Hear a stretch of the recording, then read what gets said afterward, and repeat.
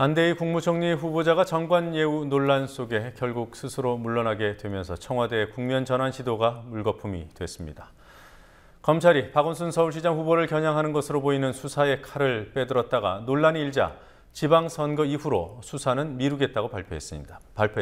오늘 있었던 주요 뉴스들 황준호 뉴스 취재팀장과 함께 알아보도록 하겠습니다. 어서 오십시오. 예.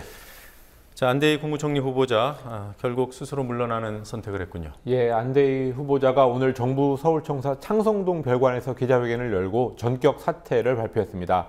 전관예우를 비롯한 오해로 비롯된 국민들을 실망시켰고 이런 상황에서 버틸 경우에 현 정부에 부담이 될 수도 있다는 점을 사퇴의 이유로 밝혔습니다. 특히 전관예우는 오해다 이런 표현을 3번이나 쓰면서 억울함을 강하게 호소했습니다. 안대희 후보자는 박근혜 대통령이 세월호 참사를 키운 근본 원인, 이른바 관피아 문제를 척결하겠다고 내놓았던 첫 번째 카드였습니다. 그리고 그동안 한 일주일 정도 어느 정도 평가를 좋게 받았었는데요. 그렇지만 인사청문회도 거치기 전에 후보자가 이렇게 자진 사퇴하면서 대통령은 인사실패라는 또 하나의 부담까지 안게 됐습니다. 네, 뭐 일주일 정도라고 했는데 정확하게 엿새 만이죠? 예, 그렇습니다. 엿새 만에 오늘 사퇴를 발표했습니다. 네. 사실 이게 예견됐다는 분석이 있었는데요. 뭐 어떻게 보십니까? 예, 오늘 아침에 조중동을 비롯한 보수 신문들이 일제히 안 후보자에게 등을 돌리는 모습을 보이면서 사퇴가 예견됐다, 시간 문제다 이런 얘기가 나왔습니다. 총리 후보자가 정관예우 의혹을 기획 기부로 덮으려 했다, 이런 정황이 점점 뚜렷해지니까 보수 언론들조차 등을 돌린 것으로 보입니다. 현 정부 출범 초기에도 헌정사상 최초의 총리 후보 자진 사퇴 사례가 됐었던 김용준 전 대통령직 인수위원장, 이 사람도 역시 보수 언론이 당시에 돌아서면서 결국 사퇴할 수밖에 없었습니다.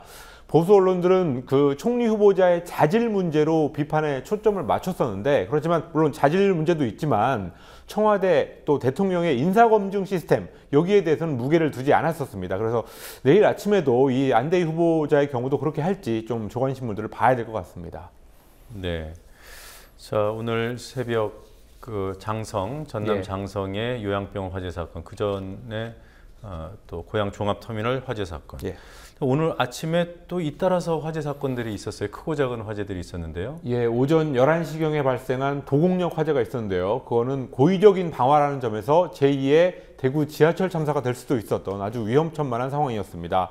다행히 그 방화 현장에 있던 영무원과 승객들 그리고 기관사가 일사불란하게 움직인 덕분에 사망자는 물론 큰 부상자도 없었습니다. 그 외에도 주차장에서 2건의 화재가 있었습니다. 도곡역 방화 사건 전에 오전 9시경에 홈플러스 동대문점 지상주차장, 그리고 약 1시간 뒤에 서울 종로구역에 있는 SK그룹 본사 지하주차장에서 각각 불이 났는데요. 다행히 그 두 현장 모두 금방 진화가 됐고 인명피해가 없었습니다. 네. 자, 검찰이 오늘 서울 친환경유통센터 이곳을 압수수색했는데요. 예. 이게 뭐 박원순 후보를 겨냥한 것이 아니냐 이런 얘기가 있었지만 검찰이 한 발 뺐더군요. 예, 친환경 유통센터, 이곳은 최근에 서울시장 선거 전에 쟁점으로 떠오른 농약급식 문제하고 관련된 기관입니다. 서울 서부지검이 오늘 이 센터를 전격적으로 압수수색하면서 검찰이 서울시장 선거에 어떤 영향을 미치려고 하는 게 아니냐라는 관건 선거 의혹이 제기됐습니다.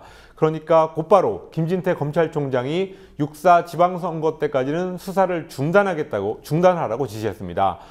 그 전에 야당 의원들이 오늘 대검찰청을 항의 방문한 일이 있었고요. 또 새누리당에서까지 이렇게 민감한 시기에 이런 수사를 하면 오히려 역풍이 불 수 있다, 오해할 수 있다, 이런 얘기를 하면서 수사 중단 결정을 내린 것으로 보입니다.